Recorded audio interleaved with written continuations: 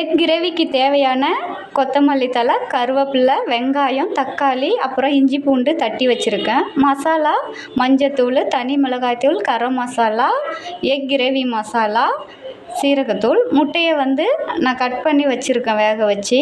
இப்போ ஒரு பாத்திரத்தில் எண்ணெய் ஊற்றியாச்சு. இதில் பட்டை, கிராம்பு, பிரிஞ்சி இலை, 2 காஞ்ச மிளகா, சோம்பு எல்லாத்தையும் போட்டாச்சு. இப்போ வெங்காயம் நல்லா வதங்கி வரட்டும்.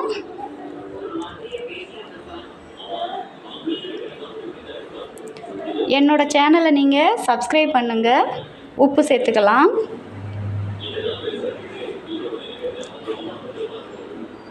இப்போ நம்ம தட்டி வச்சுருந்த இஞ்சி பூண்டை இதில் சேர்த்து நல்லா கிளறி விட்டுக்கலாம்.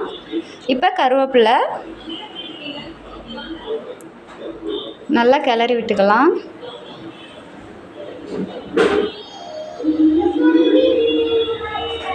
இப்போ வந்து தக்காளியை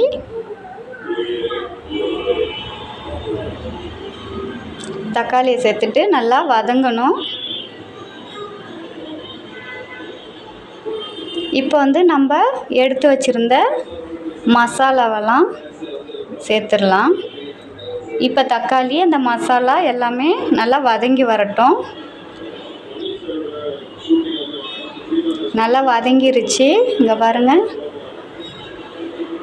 இந்த ஸ்டேஜில் கொஞ்சம் தேவையான அளவு தண்ணி சேர்த்துக்கலாம். நம்ம இந்த கிரேவிக்கு வந்து ரொம்ப தண்ணி சேர்க்கக்கூடாது. இப்போ நல்லா கொதித்து வருது. இந்த ஸ்டேஜில் நம்ம வந்து கட் பண்ணி வச்சுருந்த முட்டையை சேர்த்துக்கலாம்.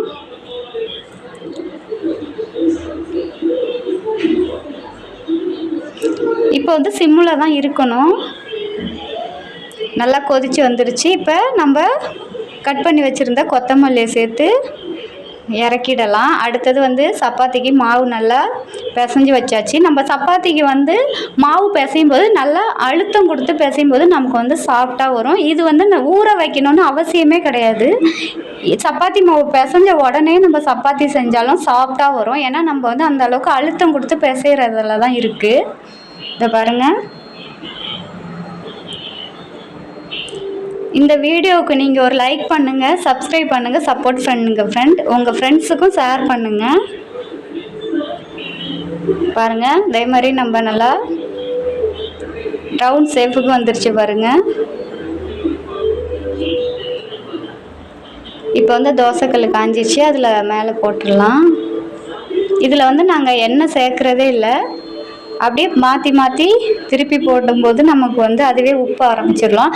கையில் அழுத்தம் கொடுத்தாலே வந்துடும். நம்ம வந்து ஒரு சப்பாத்தி நம்ம போட்டு எடுத்துட்டு இன்னொரு சப்பாத்தி மேலே வச்சு ப்ரெஷர் கொடுத்தோன்னா அப்படியே பூரி மாதிரி உப்பி வந்துடும். இந்த பாருங்கள், ஷேப் ரொம்ப அழகாக வந்துடுச்சு பாருங்கள். இப்போ பாருங்கள், ஒரு அழுத்தம் கொடுத்ததுமே வந்துடுச்சு. உங்களுக்கு கொஞ்சம் கை சுடனா இன்னொரு ஆல்ரெடி போட்டு வச்சுருந்த சப்பாத்தியை மேலே வந்து கொடுத்து ப்ரெஷர் கொடுத்துங்க. இது மேலே இதுக்கப்புறம் தான் நம்ம வந்து நெய் சேர்க்க போகிறோம்.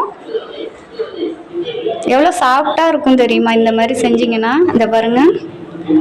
பாய் ஃப்ரெண்ட்ஸ், சப்ஸ்கிரைப் பண்ணுங்கள் மறக்காமல்.